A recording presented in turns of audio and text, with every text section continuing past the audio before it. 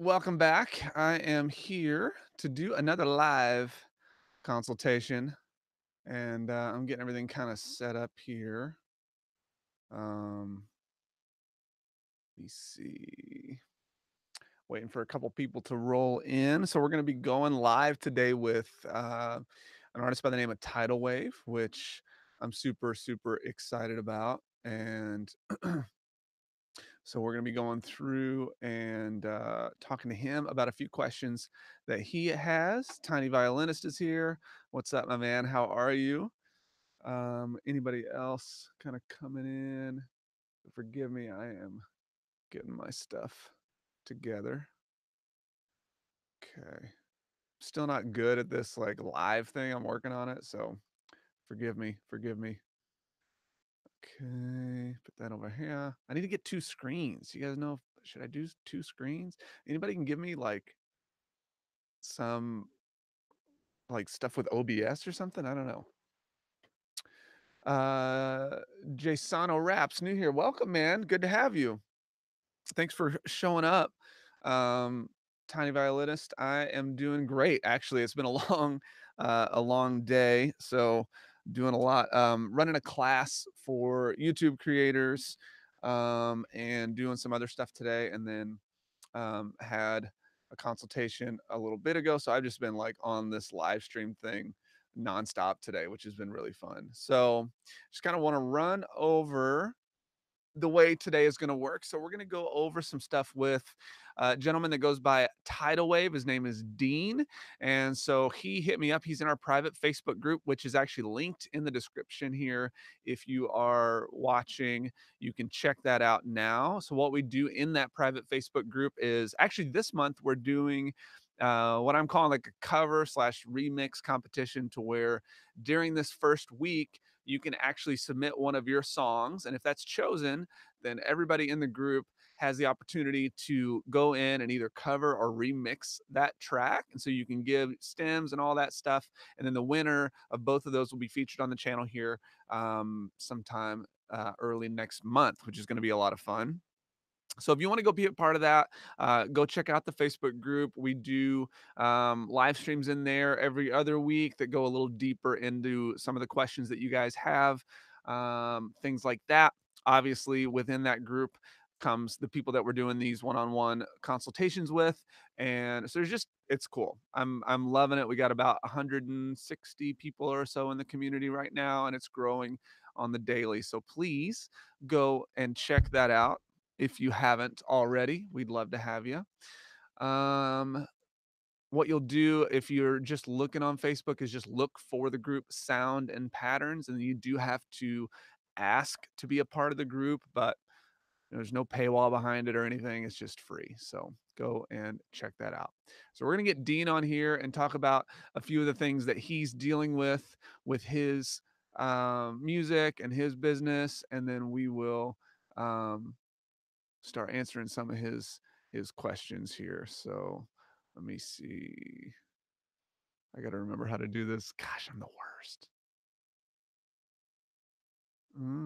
Please hold, please hold, please hold. There we go. Put this in. All right. While we're waiting for Dean, if you guys have any questions, I will be answering questions. Oh, all the way from Greece. That's awesome.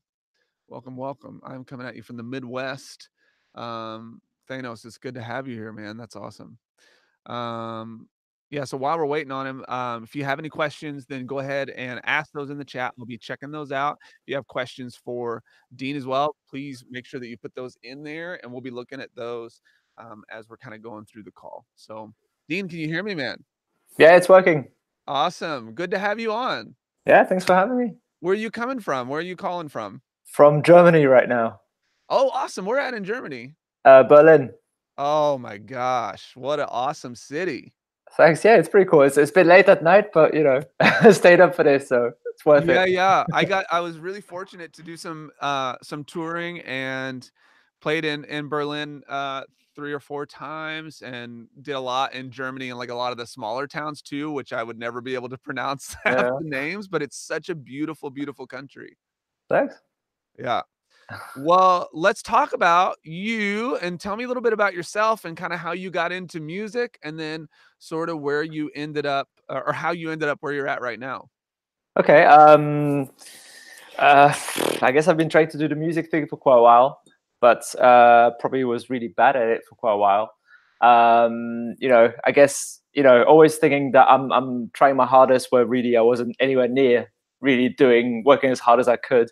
I think a few years back, I started to get really interested in the whole, developing really developing my music career, and spend a lot of time, YouTube, watching all sorts of videos to try to advance my music career, and also, I guess, especially in the last few years, really try to actually um, um, um, make my songwriting a lot better, because of course that was one of the issues.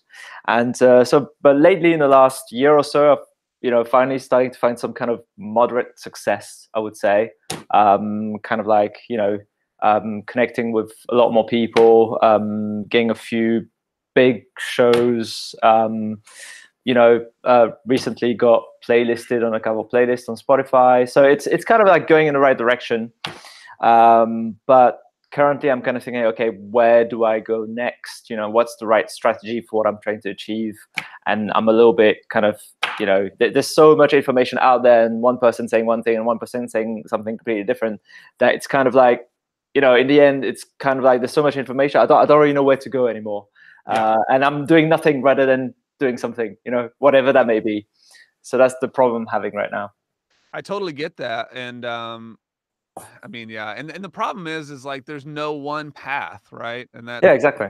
And that does make it hard. So yeah, you have to kind of siphon through all the information and then pick what works for you and kind of fits your lifestyle and what your goals are. And so knowing your goals are obviously really important. And so I think that's, obviously a big deal. For the people that are watching this, maybe even on the playback or now, I'm sure some people are trying to do this Spotify thing. I'm curious if you could give a little insight on sort of how you ended up on a couple of those playlists. It's basically just since they started a new feature where you could just upload and apply to curators directly. Somehow that's been actually working for me. So Great. yeah, that's been pretty good. So you're just going in and finding curators and then just directly messaging them? Just on the Spotify for Artists homepage. So you have to kind of like upload a song, and you've got to do that at least 7 days in advance. That's what they advise you to do, and you can submit that song to Spotify, to the curators there. Okay. And if they like it, they'll put it on the playlist. But I mean, it's really random what they chose for me. Like, the first one was a Germany created playlist, which was fine, even though the kind of like mix of genres was a bit strange, to be honest, where they played Yeah. some music. But I still got quite a lot of streams of that. And the second one, for whatever reason, I have no idea, it was a rock playlist for Japan. So I'm having a lot of streams coming from Japan. I have no idea how That's that worked awesome. out, but sure, why not? I love that. That's totally the power of the internet, right? I mean, Yeah, I talk about it all the time. You can put something out and never know who's gonna find it or who's gonna decide to use it. It's an amazing thing. yeah. So who do you feel like you're trying to reach? Like, who do you Um, feel like your audience is? I mean, if I read literally every kind of data that I have across the board, like Facebook, Instagram, Spotify, whatever, it's typically an 18 to 34-year-old male. I mean, I'm basically across the board, it's like 85% male. Okay. And they seem to be pretty much into, gaming, and yeah, that seems to be kind of like my kind of demographic. Yeah, that's that's Is that who you want to reach, or is that just who you're kinda seeing? Um, that's kind of what I'm seeing, and I mean, I'm pretty comfortable with going for that. Okay. That's not really a big problem for me. I mean, again, I'm getting different kind of mixed opinions about this. People were telling me, well, try to target all the people because they're the ones that are going to be spending money on your albums, whatever that may be. However, if I'm playing a live show, I always find that it's a lot more fun and a lot more engaging with a younger crowd because they'll be doing things and participating in the show. So, you know, and yeah. Yeah, well, and if you're selling tickets, you're selling tickets, right? It doesn't really like Exactly. Yeah. so and the reason, I talk a lot about having a target audience as opposed to sort of doing the broad like shot because especially in the beginning, knowing who you're trying to reach is going to give you a leg up because most people aren't actually thinking about that at all. Mm, And we kind of talked about this a little bit just on a quick call before, but it's like if we're not clear about who we're trying to reach and really putting things out there that are determined to talk specifically to that person, then it can be really difficult to get anybody to pay attention because you're just sort of shooting something out there and hoping for the best. But when you're able to really speak to somebody and get somebody to develop that human connection with you right away, that's a lot bigger deal, right? mm. So, so 18 to 34-year-old males into gaming. Um, let's talk about a little bit. I didn't do this last time, but I'd be curious, where do you feel like this person came from? What's sort of their background, as far as like why would they be into gaming and why would they kind of come across how would they come across your music, do you feel like? You get to Uh, make this story up. There's no wrong answer here. no, that's a pretty good question. I mean, yeah, I mean, generally, I feel like, yeah, the people that kind of like my music, so yeah, either they've seen me live and therefore they're connected, and this, there's been a very big direct correlation between me playing shows and people following me. So every time that I've played a show, especially if it was a bigger show, there's been a surge in Instagram followers and Facebook as well, Right. mostly Instagram, to be fair, because what I found is that kind of demographic that we were talking about, they're mostly on Instagram and not really on Facebook actually. So my Instagram has gone up thanks to that, and I guess I've found I've asked a few of those people actually because I've asked them on Instagram. I've sent a little questionnaires to some of those people and actually specifically asking them what they liked. And that seemed to be the answers that came up quite a lot. They kind of liked a certain kind of bands, like, for example, kind of like Linkin Park kind of bands. And they were really into this whole like gaming and anime videos. And yeah, they seem to, and also very much following the whole Spotify and streaming services and, really discovering music like that, really. So, That's yeah. cool.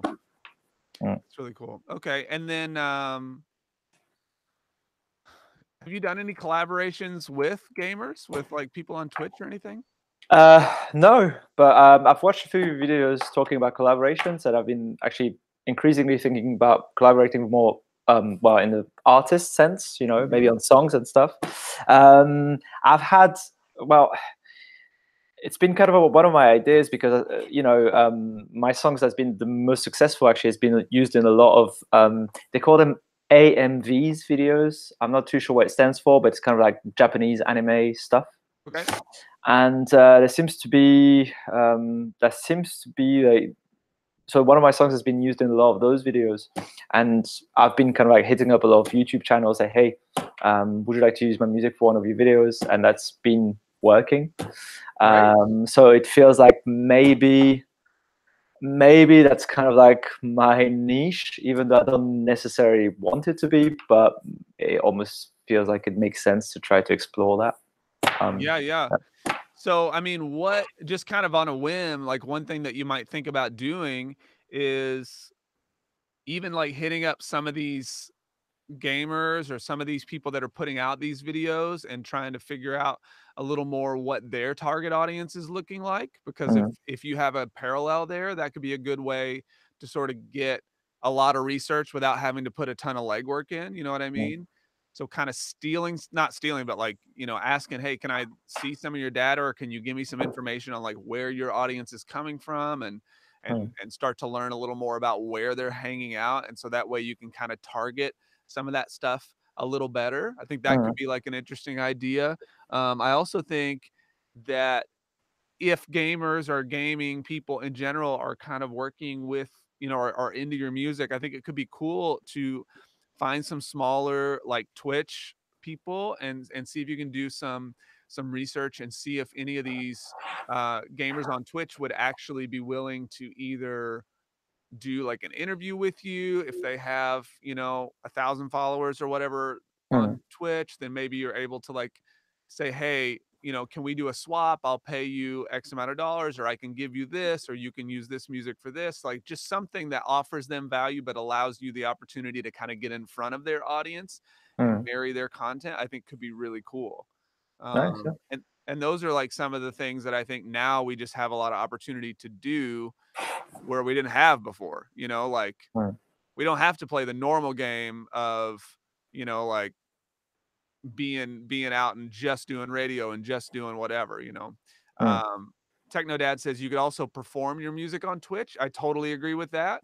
Right. And if you kind of developed an audience around that a little bit, then that could be something, you know, but you know, more again, like one of the faster options might be just, and maybe you have to do that for a little while just to kind of get people to trust that you're on the platform for the right reasons. But Mm, um, maybe some of those Twitch streamers are also, I'm sure they're on Instagram or on something else. So maybe you can try to figure out creative mm, ways to do content collaborations.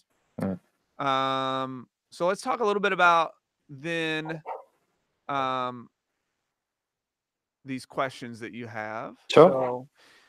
So first question you said, I had a consultation where they were just telling me to play shows and grow my following doing that, whereas I think that writing and releasing better songs will bring more success. What's my take? Do you want to expand on that at all, or?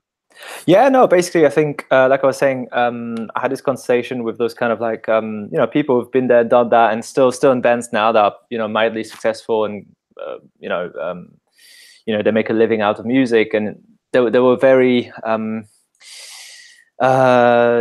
they were very serious about the fact that you should play as many shows as much as possible, tour as much as possible, and they were really kind of like focused on, they kept on telling me just do an album, just do an album, just do an album. Whereas I was thinking I'm more in the mind frame now of just releasing singles, following all the Spotify trends, and really try to promote each song as much as possible and every single as much as possible.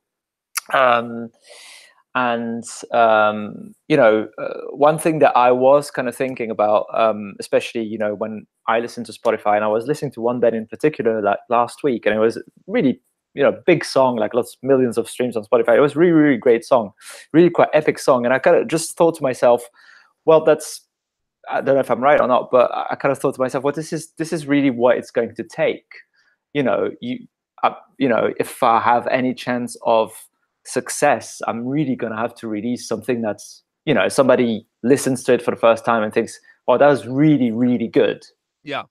So that's why I'm thinking, I don't really see so much. I would love to play live all the time, but it's not financially viable for me. And also I don't know how much sense it makes. But I was wondering what you think about this. Is the single strategy of just releasing singles the right strategy, do you think? And is something really going to happen unless you have some really actually excellent material to put out? Yeah, so here's, I think that I personally, and again, there is no right or wrong way, but I personally think the single strategy is great, and Mm, here's kind of an approach that I think works well.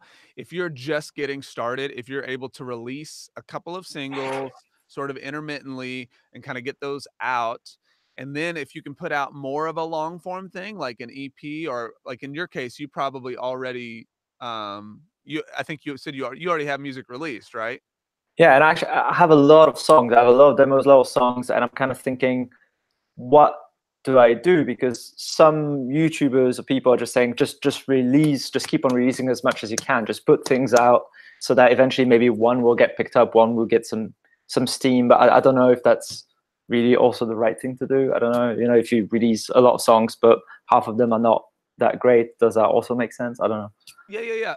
So I think what you're doing when you're releasing more stuff is you're creating a trust factor. You're Mm, showing people that A, you're prolific, which I think people really start in this time frame, they really start to trust you on that. They're not gonna mm, love everything, but mm, as they grow to like you as a person, and then also like the music that you make, there's gonna be things where you're just like, hey, it's just gonna start to click. And I think if you're mm, able to build, content also around, I talk about this a ton, like what what do you stand for? Like, what are the things that you believe in? What's the mm, belief system that you have that got you into making music? So, you know, like what do you hope to, this is a real question. What do you hope to mm. accomplish with your music besides, not for you, but for someone else? What do you hope that they get from your music and from your brand? Like when they come see you, what do you hope they get from that? I think for me, kind of like the message that I do like to communicate is actually, I really do believe in like, hard work and investing myself in what I do, and I really believe that with the right mindset and the right amount of work, you will eventually get to where you want to be, even though it's not going to be easy. And that's something that I really like to communicate with my audience as well. Yeah. I find it a bit strange, even though sometimes I find it a bit strange for me I don't know how people react to that, because it's a bit difficult without sounding too much like, I'm some kind of entrepreneur, on Instagram giving some motivational quotes or whatever. Yeah. But so I don't want to sound like I'm doing some kind of fake job at that. But yeah, that's something that I actually really like. I really believe that, and I really like to communicate that actually with my audience. And I kind of write about it in my songs as well. So Oh, yeah, awesome. Yeah. yeah. So, I mean, so here's a little thing that I think you should think about then to kind of prevent, because yeah, you come across kind of hokey if you're like, here's a motivational quote or whatever, you know. Mm, Um, so the best thing you can do is just relate it to your story, like exactly what you were just saying. If you were to come to me and say, I found this to be true today. Like you have a quote, let's say, and then in the caption it says, I found this to be true today because I was going through this situation as I was writing my song, and all of a sudden it completely shifted my perspective, and I was able to finish, this tune or whatever because of it. Like if you mm, have something that makes it relatable to you on a very real basis, as opposed to just like, here's a quote, I think this is awesome, but you can tell your own story within that. That's going to mm, make people attach themselves a lot more to you on a deeper level. mm. Hopefully that this is making sense.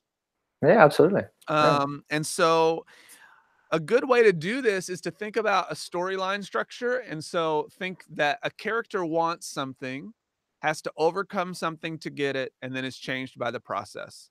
Mm, So when you think about that, who's the character? Maybe it's you. mm, Um, or maybe you're trying to bring your audience into something, so you make it about them. So maybe the character is them at some point. But in one of the videos that I just did, I talk about like, which is better, the caption that says, "Hey, we're killing it in the studio today," or is it better to say, all I've ever wanted to do is make a record. So the mm, character is me. And what do I want? I want to make a record. So all I've ever wanted to do is make a record. And here I am in the studio, finally getting to do that. And then as I got on here to post this picture of me here, I realized that I used to only want to make a record for me, but now I actually want to make that record for you because you are here experiencing this situation with me right now. And that absolutely blows my mind. mm, And so, character wants something, overcomes something to get it. So you've had to save or whatever. You can talk about that. And then I'm changed because I'm saying, you know, I've completely shifted my perspective based on the fact that you are here, and I've brought my audience into the story as well. And mm, so I think that that's going to be a lot more powerful than just a motivational quote. And obviously it has to be real because people see through that, mm, like you can't fake it, but there are ways that you can just be conscious of how you're wording something that's going to allow somebody to just be more engaged. Does that make mm. sense? Yeah, absolutely. Yeah. So hopefully that kind of helps as far as like the actual as far as the actual question, talking about releasing Mhm, songs or doing more shows, releasing singles, I would say that if you're able to go through the singles process and you're putting stuff out consistently every month or two, mhm, whatever you're doing, develop a system of repetition so that there's like you almost come up with the perfect release plan for mhm, each single, mhm, and how can you involve your audience, and maybe every time you, like, tweak it a little bit to where it's like, here in the beginning, I'm talking about the writing process, and all of a sudden we're kinda leading up to me speaking specifically to the lyrical content, and then next we get into the actual, like, you're showing and documenting that process, but you can maybe do it on a shorter timeline, so maybe as it's finished, you may release the track over 2 weeks or something, whereas maybe it took you a month and a half to get it finished. mhm, But just find that timeline that excuse me, allows your audience to, like, stay engaged and not feel mhm, like they've lost track of the process, mhm, and then you can kinda steer them into that to where by the time, it gets to that point of release, then you can figure out some sort of thing where it's like, "Hey, I'm doing a live," maybe it's on YouTube, you're like, "I'm doing a live premiere of my new single," and you do that every whatever, 2 months or something, and mhm, people start to know, like, "Okay, I'm gonna go watch Tidal Wave's new premiere, and we're gonna all be there, and you're gonna be there chatting and doing all that kinda stuff." So you're just doing things that kinda push them through the process with you. You've been able to just document that, then get to the release, and then after that release, you're able to kind of push further using your live shows or whatever else to kinda keep the mhm, momentum going. mhm, When you do that, I think that makes a lot more of an impact than just releasing a record. Because when you release a record, it's kind of the reverse, like, you have people now where they'll just listen to the songs they want to, and, they may not even get to the deep cuts that are actually better to them because they've only had the time to listen to 3 or 4 tracks and find the mhm. ones that are the most popular. Yeah. I think having a record or an EP still is valuable in that when you release a single, every time you release one, it's gonna then boost all your older content because people are gonna go to that, and then they can always look at your back catalog, and that's what I even see with videos is, like, every Mhm, time I release a video, all my old ones start to get more views, right? mhm, So, again, I think consistency absolutely does matter. Playing shows still matters, um, because it's revenue, and mhm, it's a lot better money than you're not gonna sell many records, so, mhm. at least with a show, you can kinda make up some of that, so, Yeah. um, does that make sense? Any questions on that or No, no, absolutely. Going with the going along with the whole releasing singles, I think it was one of my follow-up questions, which was, um, you know, yeah, generally the way that I work is, I kind of um, record all my own stuff and get it mixed, and then I can release it to some kind of like radio ready quality, so I can put it out there online on Spotify and whatever. But I was kind of thinking, if there's any particular song that I really feel strongly about, um, would it then make sense to say invest a bit more money, and rather than doing like for the same amount of money that I would maybe invest in recording and mixing a few different songs, actually bring a producer on board, and somebody, obviously he's not going to work for free, but somebody that comes with a certain kind of experience that could maybe really kind of like help me put out a better song. And I've got a couple of contacts now, and I've been thinking, well, should I try to get in touch with them and say, well, can we work on this, on that? How important do you think that is in achieving any kind of like success? I think collaboration is huge. This is the kind of collaboration that I talk about probably the most, but, um, I don't think what's gonna work until you try. Mm, That's the hard answer, but I would recommend trying it because I think if you have somebody that you have a hunch about that you're like, "I think we'd work well together, I like what they do," mhm, and you feel really strong about the stuff that they've put out, then mhm, I would say it's worth the investment because there's a couple things if you're working with a producer that is doing his job right is they're Mm, going to bring to life certain elements of your music that you would have never been able to do. They're going to like think about things in a new way, and it's mm, going to push you into a new place. mhm, And so if I'm working with an artist and working on their production, like my goal is always to say, hey, we're never going to leave an idea untouched. We're going to try everything, mhm, and we're going to make sure that we get somewhere. And because the other thing is, if you're collaborating, when you guys are working together, if he just shuts down an idea or you just shut down an idea based on the fact that you don't feel like one or the other is going to execute well, I mean, the way you interpret that idea might be completely different than the way, or will be probably than the way he would or she would. And so therefore, you're just going to end up in this place that you've not really pushed yourself to. So I think producers are great if they're mm, good at their job. Um, and then the other thing you'll get from that is you're going to save time, because mm, odds are somebody with a lot of experience can do the work in a lot faster time, mm, and then that time can then be put elsewhere. You could say, well, the time I would have spent, 20 hours on this track, and now we've tracked everything in 6, and then he's going to mix it all on his own. So that frees up, you know, 14 hours for mm, me to just work on the business side of things. And now you can just go put that time and effort towards something that could actually be more fruitful for the track itself. So, when mm, you're freeing up time, you're essentially potentially making more money if you're spending that time in the right place. mm. Okay. That's kind of what I think about it. But I'm also a producer, so it's like I'm going to vouch for the guys that are doing it well and say that it's really valuable. No, of course, I've actually never had the experience of working with a producer. So that's something I've been thinking about a lot. And one thing that I was asking myself is how, I mean, I've got, honestly, I've got 40, 50 demos. And I was kind of thinking, I feel strongly more, I feel more strongly about some songs more than others. But I was thinking, how do I choose the right song to Mm. work? Like, what do I say? Do I say, hey, look, I've got 40 demos. Do you want to listen to them? Which is probably not going to work. How do you choose which track uh, to work on with that person? Yeah, I would kind of put it through a process of elimination for yourself, and maybe narrow it down to, you know, half a dozen or 10 or something, and be like, "Hey, I wanna work on potentially 2 of these tracks with you.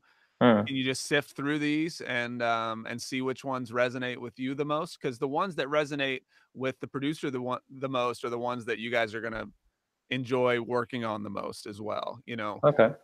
because that if it sparks excitement in the producer, it's obviously gonna be, fun for them and fun for you, and so I just think that's a win-win. Okay. That's quite good to know. Um, cool, and then, mm, yeah, how much difference can a producer bring to your songs? Yeah, and I don't know that, a producer isn't essential to your success. That's You kinda asked if a producer is essential to your success.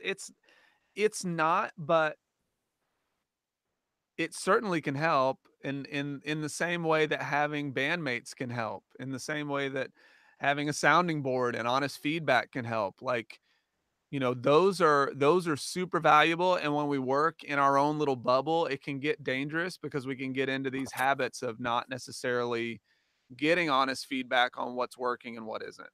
Mm, So, yeah. um, and again, I just think that there's something really magical about hearing your song be realized in a new way and be like, "Oh my gosh, I'm so glad we did this. I'm so glad we took this to this spot." And when you get uncomfortable, you will see growth. It's kind of what I think. So, Okay. That's interesting. yeah. Um, cool. Anything else? Oh God, we could go on for it. I don't know if you've got any more have you got any more people waiting to speak? No, no, we do have a question here. Jake says, "What's a good way to find a producer?" Um, well, Jake, so like if you're looking, and I want you to actually chime in this too, Dean, but Mm, if you're looking for somebody on a local level, obviously Google is a great place to start. You'll find that a lot of guys are going to be just posting their stuff online. So I go look for, if you're trying to do a recording studio in your area, look for producers in your area and then listen to their stuff and see if you like it. If they don't have anything posted online, then the odds are pretty slim that what they do is very good. And so I would be cautious of it. If they're Hmm. not willing to like market something in some way, I would just be leery. Um, Also, a good way to find a producer is to actually offer to pay them, because they deserve to get paid. What they're giving you is creative knowledge. They're giving you years of experience in most cases that you don't have. And that is valuable to you and them. Whether are making money on your music right now, what they're giving you is going to be things that you can learn and then utilize for the rest of your career. So it's not a waste if it's a good session. It's not a waste if it works out, or not, honestly, because either way, you're kind of learning. I remember the first time I hired somebody, I felt like it was a complete waste because we got nothing from it that made any money. And my wife was like, "No, you learned so much. You learned exactly what you don't want from somebody, and now you know what to look for on a deeper level that on somebody that works with you well." And so, you know, I don't know. I'm an advocate for investing in yourself financially. I just think it makes sense. But Hmm. what about you, Dean? How did you kind of come across these guys that you've found? You mean the producer? Well, I'm kind of like interested in a couple of them. I mean, two of them I found. There's a website called Sound Better. Yeah, I Uh, was on there for a while. Yeah. yeah, that's quite good for connecting. And the other one, the one I'm mostly interested in working in with, I met at a conference actually. Yeah, he's done some pretty big albums, so we just kind of chatted and just got his contact from that. And but just going back on what you were saying about investing in your own music, actually, I had a question about that, which was if there's a song that you feel really strongly about, Mhm. does it make any sense to try to spend some money on a PR company to try to push the single? Because normally I always kind of think, okay, I'm gonna put the promotion money towards maybe something like Facebook ads or Google AdWords or whatever. Um, to be honest, I've tried a few times Facebook ads. I think I'm still not doing my targeting right, maybe because I don't feel like I've had as much success as I wanted with it. But yeah, I don't know. What makes sense to you? Like, does PR make any sense for a single, or does it have to be for an album? What do you think? No, I think you could totally put PR behind a single.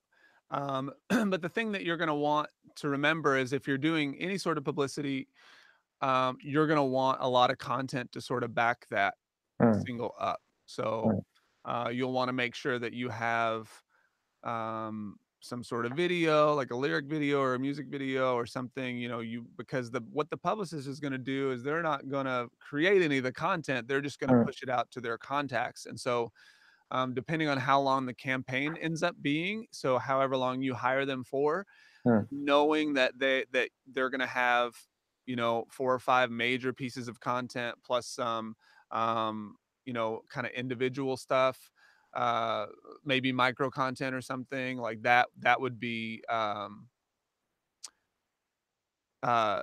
yeah, so that would be like a good way to kind of judge then whether or not it's going to work. And so mm, what my first step would be is like hit up whoever you're kind of looking at and say, what have you found to be the most successful? What are the campaigns that have worked really well? And how mm, can I best prepare for that campaign? What would you recommend me having ready? I don't think it's bad to invest in a publicity in that way, mm, um, in the least. mm, But I would just make sure you're focusing your efforts in a spot that works best for your audience. So make sure that, as you know who your audience is, that publicist and that PR firm is going to be able to target your audience specifically. mm. Yeah, absolutely. Um, wow, I got my first super chat, guys. This is the first super chat I've ever received. The tiny violinist just gave $5, which is amazing. Thank you, the tiny violinist, for being the first super chat. He asked, Lennon, do you work in Logic? Not now, but I did. I started in Logic actually, and then switched to Pro Tools, and then did a lot of like commercial composition in Logic, and then I switched to Ableton, and now I write in Ableton and then mix in Pro Tools because I like the workflows for both of them that way. Your band is a business. I work as a marketing consultant. My tip for Facebook ads is being very specific with your targeting. Yeah, I would I would agree with that. I don't know a lot about Facebook ads. What I know is that I think your best bet as a musician and artist in general is going to be organic reach because Mm, you want to create real engaged fans.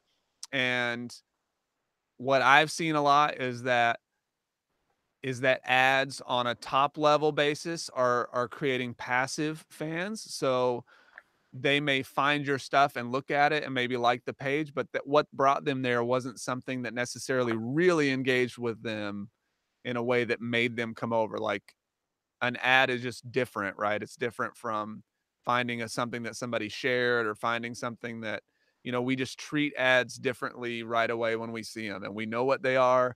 And we look at the sponsored thing and immediately we're like, I don't know. It's sponsored. What does that mean? Maybe this guy's mm, terrible. I'm not sure. We just treat it differently in our heads. So I think I think if you're better off to try to get your organic content going, get an organic reach, and then retarget your ads back to the people that either already follow you or have engaged with you in some way.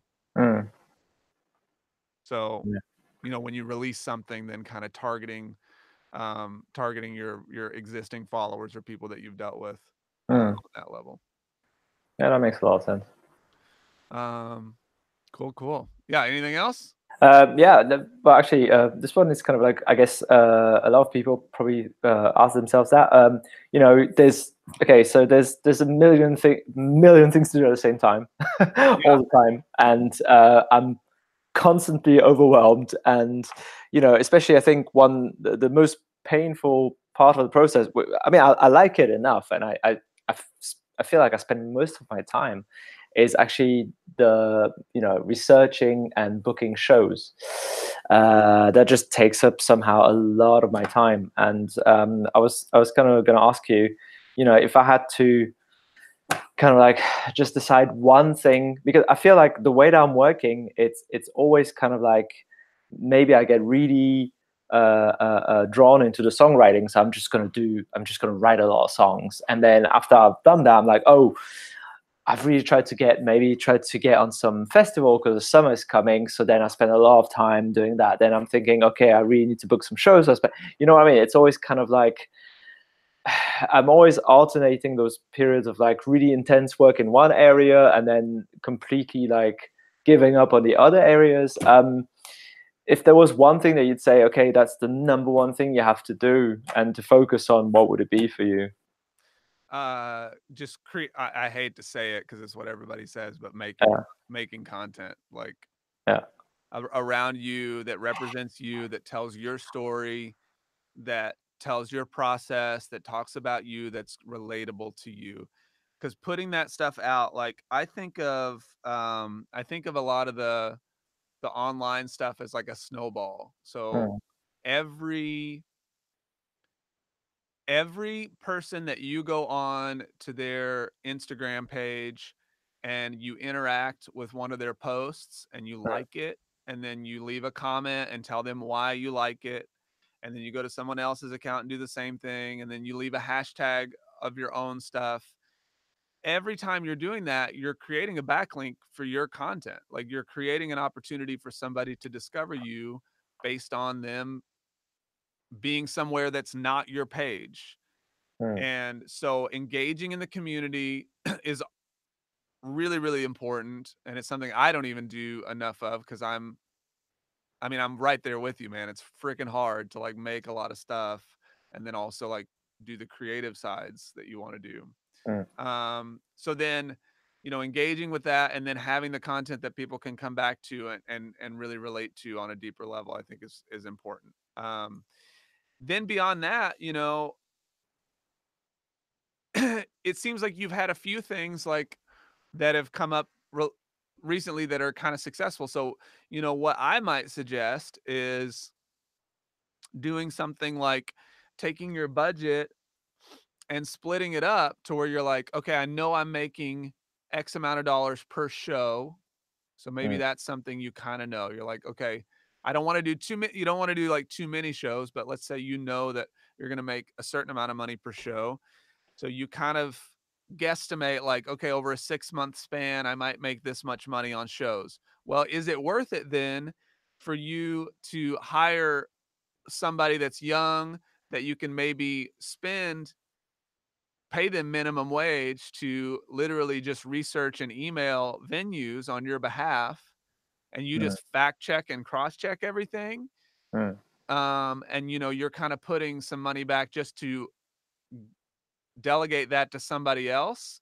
um, do the math and see, would you actually make more money in the long term if you farmed that really easy work out to somebody, and that opened you up to put work into something else? you know mm, that that's the first thing I would think about, mm, in that regard. Because again, if you're thinking like, okay, I'm getting new followers every time I do this, but mm, I can't do that if I'm emailing and researching things, but I know that I can take 15% of my show budget for the next 6 months and just instead try to get more followers over here, and mm, then keep the wheels turning on the other side. I mean, that's something I would be thinking about. mm. Yeah, that makes a lot of sense. Yeah. And it's hard for us to do that because it's hard to give up control, Yeah, yeah, absolutely. Um, but if you're just dealing with with somebody that you feel like you can trust, and then if you're, again, just start out slow with like, hey, I'm going to pay you this amount of money, and um I want you to draft an email, and then I'm going to fact check it. I'm going to put everything together, or you draft the email to where all they have to do is just research the venues. They send you a list of the venues, you double check them all, delete the ones you don't want, and then say, and that saved you hours Mm, of email time and research time. You just get to do the easy work, which is picking the ones that actually make sense. yeah, no, that's quite good. So, and there's actually, I used a service called, it's asksunday.com. Okay. So there's a book out there called The 4 Hour Work Week that I Mhm, read, and that's kind of where I took some of that from. Like, it's a really interesting book. It's really good.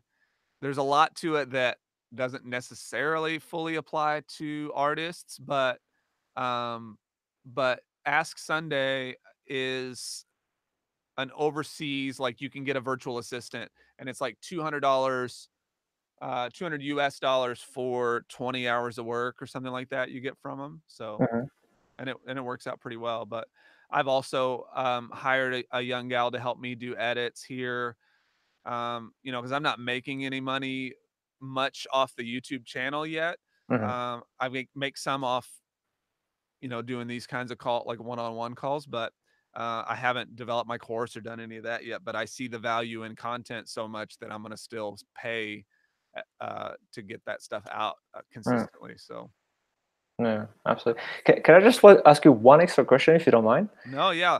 Because you were mentioning that you're producing music yourself, and that was one thing that was I just remembered that. That there's this one song that I feel kind of like strongly about, and I feel like I think it will do well, and I can either just do what I've always done, which is I just record everything myself, then just send it to an engineer, and he mixes it, and that's it. And I was kind of thinking, okay, I was thinking, would it make any sense? Because this song, for example, is everything is pretty much already recorded. It just needs to be mixed. But I kind of thought maybe this could be the song that helps me, because I feel like I still need a bit more of a sound identity, Hmm. and have my own sound. Would it still make sense to present that song to a producer and say, hey, everything is pretty much recorded, the drums, everything is there, but can we still work on this to make it something really good, even though, and maybe we'll have to change a lot of things, and maybe everything I've already recorded will be completely wasted, or approach the producer with a completely brand new song that I haven't really even tried to record anything for. What do you think would make sense? I think either could work, but I would honestly hit the producer up because, you know, depending on the producer's personality type, he may not want a full-blown arrangement that he hears first. A lot of Mm, times if somebody wants me to have the option, it's mhm, better for me and they want me to potentially, like, rebuild something, it's better for me to hear just the basics of the song, so I have mhm, somewhere that my head goes, mhm, as opposed to, hearing a full arrangement and then trying to backtrack to nothing, you know what I mean? mm, But that's just me. Some guys can do the opposite and listen to a full arrangement and completely change it and do really great at that. So I mm. just see what the guys are into. Okay. So well, cool. Well, Dean, I'm really really glad that you came. I hope you got something from this. A lot actually, and I want to say again, like I think I discovered your channel I think 1 or 2 months ago, and I've been watching most of your videos now, and the content that you put out is just invaluable. So thank you so much for doing that. Really, Awesome. it's been great. Oh, it's my pleasure, man. And having you here and being a part of the private Facebook community is is amazing. And for those of you guys that are watching, like if you found this valuable, if you wanted to do a call like this, I do these. I said do. There's potty humor there. I do these calls on a one-on-one basis, and there's a link for that in the description below if that's something that you want to do. Otherwise, you should just join the freaking Facebook group because we're doing a lot of fun stuff in there. Dean's a part of it. We're going to be doing a live like a remix slash cover competition for people in the group, and it's going to be a lot of fun. So check that out. The link's also in the description there. Your band is a business. Thanks so much for being here, and thanks for the live stream. They said I appreciate that, and thanks to the Tiny Violinist for my first super chat, and of course thanks to Dean, and I'll make sure that his stuff is linked in the description below. So cheers guys, have a great time. Dean, thanks so much, man. You too. Thank you. Bye bye. Bye bye.